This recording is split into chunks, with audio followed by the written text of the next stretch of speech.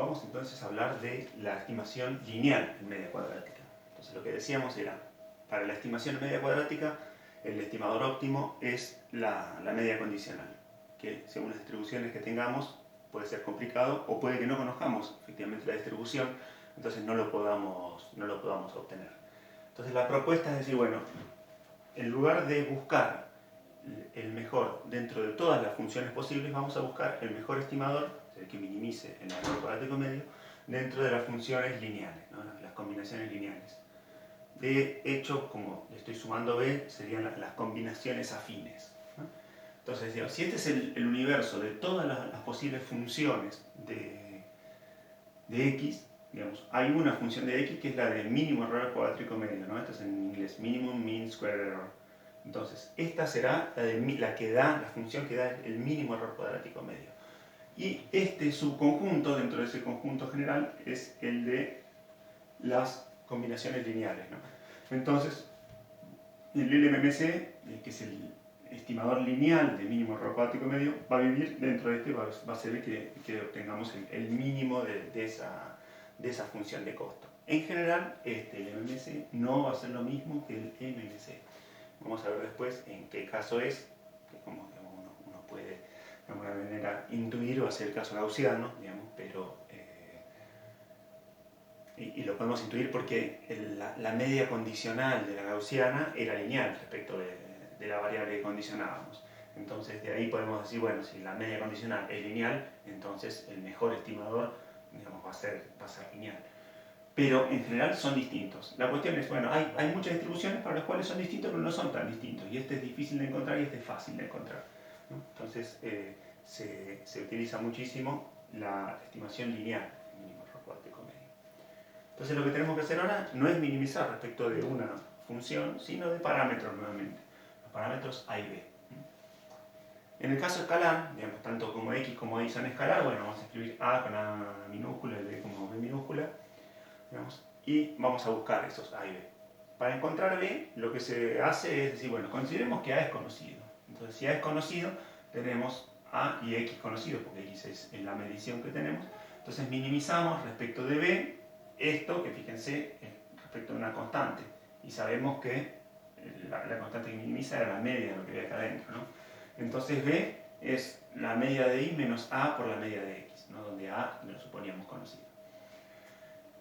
Entonces, si reemplazamos b acá, lo que nos queda es que y menos mu y ax menos a mu x, o sea, nos queda y menos su media menos a menos su media, ¿no? Es lo que yo llamaba las variables con el tilde arriba, y ñoqui y x ñoqui, las variables sin su media.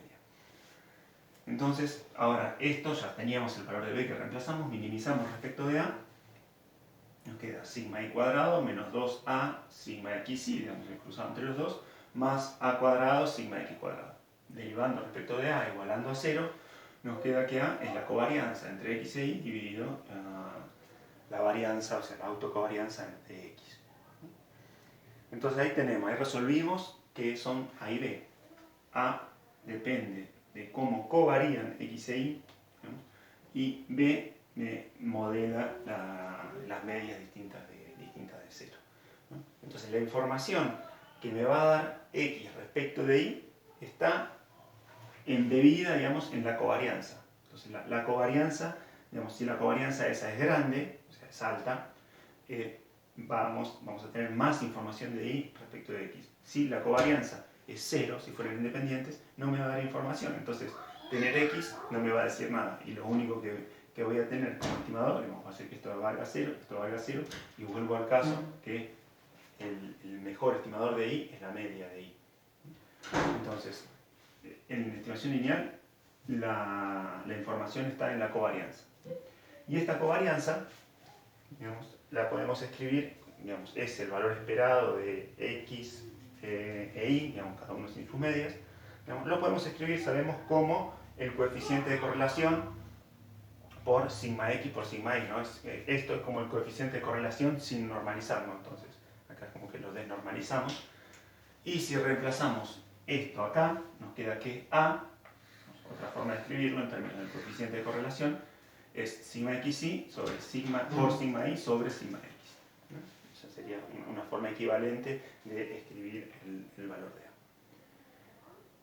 Ahora, ¿en cuánto nos queda el error? Digamos, porque siempre estamos diciendo minimizamos el error cuadrático medio, minimizamos el error cuadrático medio, pero ¿en cuánto nos queda ese error minimizado? Entonces lo que tenemos que ver es cuánto nos queda de este error reemplazando en I mi estimador con estos valores óptimos. Entonces hacemos eso, ya sabíamos, digamos, acá tenemos que reemplazar A por este A. Entonces hacemos eso y nos queda que sigma i cuadrado menos sigma xi cuadrado sobre sigma x cuadrado. Y si a sigma xi lo reemplazamos por esto, digamos, nos queda, fíjense, el sigma x cuadrado se nos va a cancelar con el sigma x cuadrado que tenemos acá abajo y nos va a quedar un sigma i cuadrado, o sea, y el sigma i cuadrado lo sacamos factor común, entonces nos queda que el error es sigma i cuadrado por 1 menos el coeficiente de correlación al cuadrado. Entonces, de nuevo, esto nos permite ver, digamos, el coeficiente de correlación nos da una idea de en cuánta potencia se reduce el error, ¿no? Si yo no hubiera tenido mediciones, o si la medición de X es independiente de la de Y, o en este caso no correlacionado, ¿no? Porque solamente estamos mirando un coeficiente de correlación. Si fuera no correlacionado, entonces ¿qué va a pasar? Esto va a ser 0. Y el error va a ser sigma i cuadrado, que es, bueno, es la potencia de I. Ahora, si hay una cierta correlación, aunque sea poquita, digamos, este término va a estar siempre entre 0 y 1, ¿no? Fíjense que es ρ cuadrado. Entonces, este término va a estar siempre entre 0 y 1. Entonces, en la medida que haya un poco de correlación, la potencia del error va a disminuir respecto de lo que era la potencia de I. O sea, va a tener de alguna manera más información que si no hubiera tenido una medición, ¿no? El error va disminuyendo. Y en el caso extremo, en el cual X e Y son linealmente dependientes, el coeficiente de correlación vale 1 y el error vale 0. No puedo hacer un estimador lineal, digamos, que no tiene potencial. Vamos a hablar ahora de dentro de este mismo tema, pero vamos a hacer otra interpretación de lo que estamos haciendo. Y esto se llama el principio de ortogonalidad. Entonces volvamos al caso, digamos, seguimos acá en el caso escalar, ¿no? Entonces, en definitiva, lo que hicimos acá cuando minimizamos respecto de A, tenemos B, ya sabemos que modela las medias, entonces no nos podemos olvidar del término B. Y lo que queríamos hacer era minimizar respecto de A, ¿no? Entonces, esta expresión es la misma que esta. Entonces, la vuelvo a escribir acá. Y si derivamos respecto de A, esto es una operación lineal, o sea, puedo intercambiar. Fíjense que nos queda que el valor esperado de X por Y menos AX es 0. Acá iría un 2, en rigor me falta un 2, pero como estoy igualando a 0, digamos, o sea, esta igualdad de acá a acá no sería válida si no fuera porque es igual a 0, ¿no? Entonces, pero me saco de encima el 2 mágicamente y lo que nos queda es que esto es el valor esperado entre X y el error, porque esto no es ni más ni menos que el error, nos da 0. Y eso nos lleva a que se puede plantear a las variables aleatorias como un espacio de variables aleatorias, ¿no? Tenemos un espacio de variables aleatorias en el cual existe el producto interno. Entonces, cada variable aleatoria, sin su media, ¿no? Variables aleatorias de media 0, la podemos pensar como que son vectores que viven en un espacio vectorial, digamos, en el cual se puede definir el producto interno. Entonces, definimos el producto interno entre estos vectores como el valor esperado de las variables aleatorias. No voy a entrar en detalle, pero se puede ver que eso cumple con todos los requisitos de un producto interno. Acuérdense, por ejemplo, el producto interno de un vector consigo mismo nos daba la norma cuadrado, que era mayor que 0. Si acá ponemos x y x, nos queda el valor esperado de x cuadrado, que es mayor o igual que 0. Satisface la desigualdad triangular, digamos, satisface todo lo que tiene que satisfacer un producto interno, ¿no? Entonces, esto, que x con e nos dé 0, digamos, con el producto interno entre los vectores era 0, decíamos que eran ortogonales, ¿no? Entonces, lo que decimos es que esto es equivalente a decir que el error es ortogonal a las mediciones.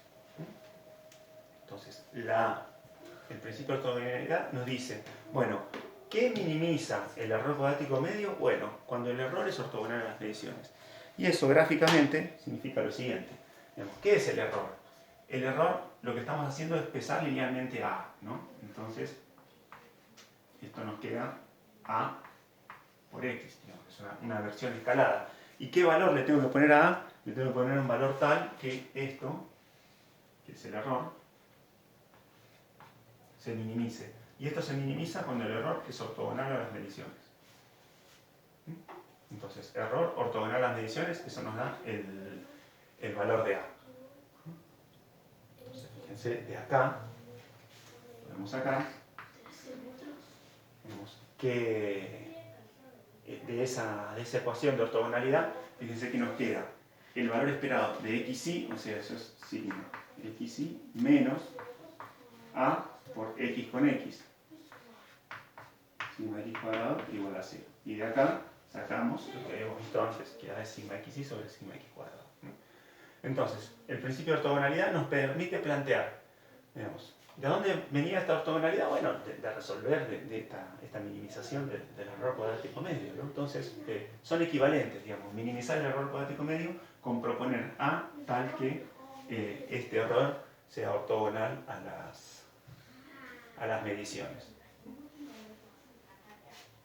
Ahora, esto lo podemos llevar al caso x vector, ¿no? Que pertenezca a Rn. En el caso vectorial tenemos que tener cuidado cuando planteamos, digamos, bueno, ¿qué estamos midiendo? ¿Qué es el error ahora para nosotros? Ojo que podemos tener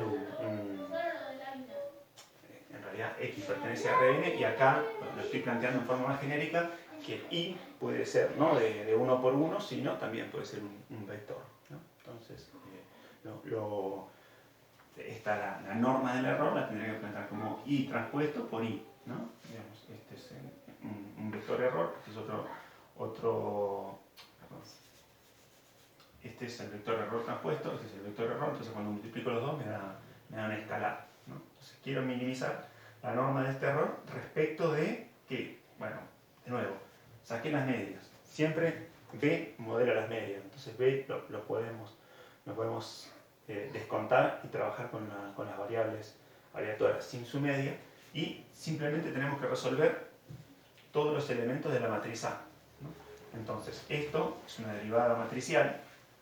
Esto va a decir, para cada derivando, para cada elemento de la matriz tengo que igualar a 0. Entonces este es un cero matriz, ¿no? donde estoy igualando.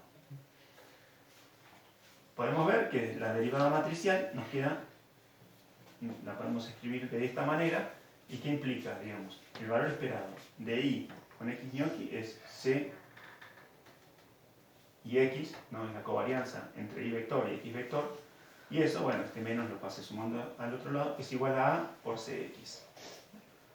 Lo que resulta en que, bueno, ¿cómo hago? Si cx es invertible, lo puedo multiplicar a derecha en ambos lados, entonces nos queda esta expresión para la matriz A. Nos queda que A es la covarianza entre y x por la covarianza en x inversa.